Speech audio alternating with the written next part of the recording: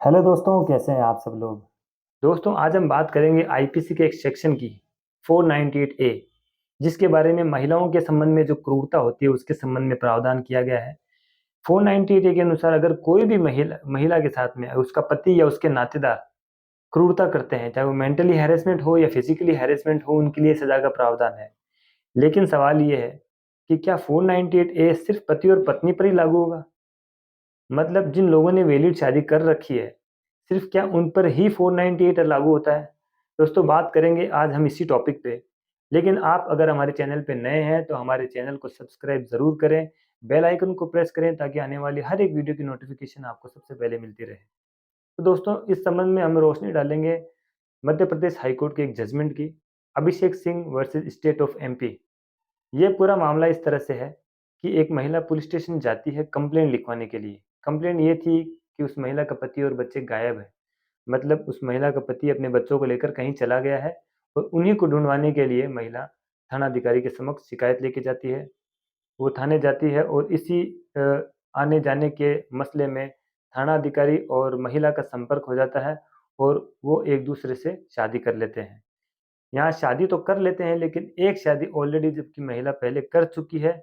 और इसी को लेकर मामला जब आगे बढ़ता है तो जो थानाधिकारी होता है, वो और उसके घरवाले उस महिला से शादी करने के बाद उनका व्यवहार उनके लिए अच्छा नहीं होता है।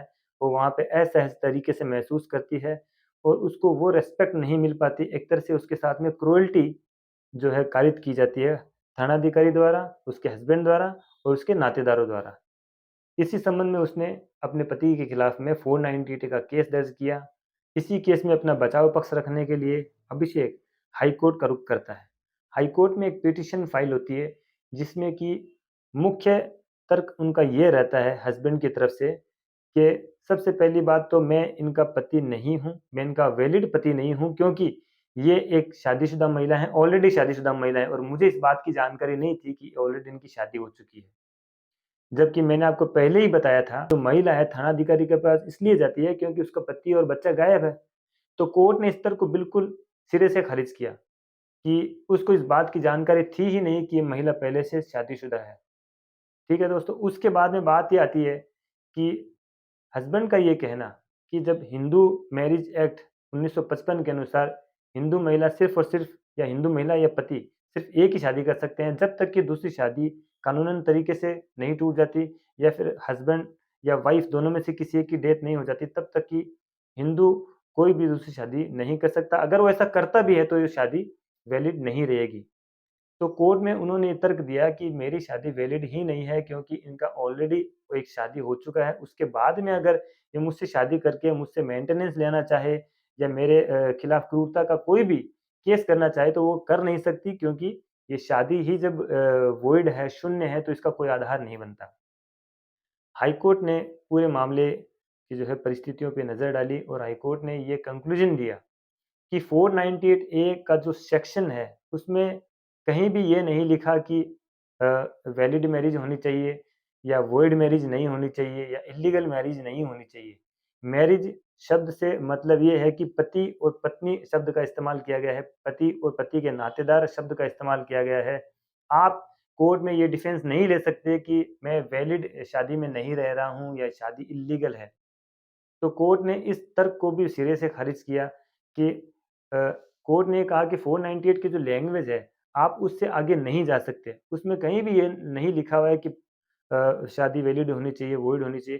सिर्फ़ और सिर्फ़ पति, आप एक महिला के पति हैं या पति की तरह रह रहे हैं, पति-पत्नी की तरह आप जीवन यापन कर रहे हैं, सिर्फ़ यही काफ़ी है उस सेक्शन को अप्लाई करने के लिए। मैं आपको एक बात और बताता चलूँ कि मैंने लिव इन रिलेशनशिप पे एक वीडियो बनाई है, जिसका लिंक मैंने इसमें डिस्क्रिप्शन बॉक्स में डाल दिया है। लिव इन रिलेशनशिप में भी भारत का कानून यही कहता है कि जो लोग बिना शादी के एक-दूसरे के साथ रहते हैं, वो अपनी मर्ज़ी से साथ में रहते हैं और उनके भी अधिकार वही हैं, जो एक पति-पत्नी वैलिड शादी करके रहते हैं। जब लिव इन रिलेशनशिप और शादी दोनों को एक तरह की मान्यता दी गई है, तो उसमें ये क्लॉज़ आप नहीं डाल सकते कि मैं इस महिला का पति नहीं हूँ। तो मेन जो बात कहने का मतलब मेरा ये है कि 498 ए लागू होने के लिए ये ज़रूरी नहीं है कि आप वैलिड तरीके से शादी करके एक-दूसरे के साथ में रह रहे हो। आप पति की तरह साथ रह रहे हो किसी महिला के, पति की तरह वो भी अपने कर्तव्य पूरे कर रहे हैं और आप भी पत्नी की तरह इनके साथ में रह रहे हो। दोनों जब पैरेलल एक-दूसरे के साथ में चल रहे हैं, रिश्ता बना रहे हैं, रह रहे हैं साथ में पति-पत्नी की तरह, तो उनके अधिकार भी वही होंगे, कर्तव्य भी वही होंगे, लायबिलिटी, रिस्पॉन्सिबिलिटी एवरीथिंग वही होगी जो एक पति की तरह बाकी शादियों में, बाकी रिलेशनशिप में होती है।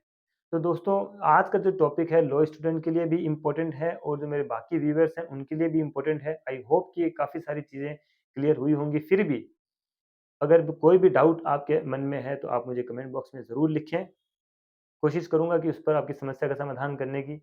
और अगर आपको मेरा वीडियो अच्छा लगा तो इसको लाइक कीजिए, शेयर कीजिए। तब तक के लिए जय हिंद।